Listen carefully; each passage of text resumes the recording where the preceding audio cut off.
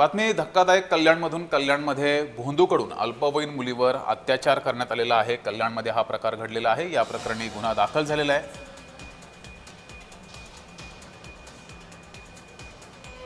घरातील दोष दूर करण्याच्या बहाण्याने या भोंदूकडून अत्याचार केला गेला आहे। खडकपाडा पोलिसांकडून 78 वर्षीय भोंदू शाहीद शेख याला अटकही करण्यात आली आहे। BNS कायदा प्रमाणे गुन्हा दाखल केलेला आहे। त्याचबरोबर सह पोक्सो ऍक्ट सुद्धा लावलेला आहे। आपण त्यामध्ये जादूटोणा प्रतिबंधक ऍक्ट याप्रमाणे सुद्धा कलमाची त्या ठिकाणी वाढ करण्यात येऊन सदर आरोपीला अटक केलेली आहे। आरोपीला मान्य न्यायालयासमोर 11/5/2026 रोजी हजर केले असता त्याला दिनांक 13/5/2026 पर्यंत पोलीस कोठडी मिळालेली आहे। सदर गुन्ह्याचा तपास महिला पोलीस निरीक्षक शीतल बामणे या करीत आहेत।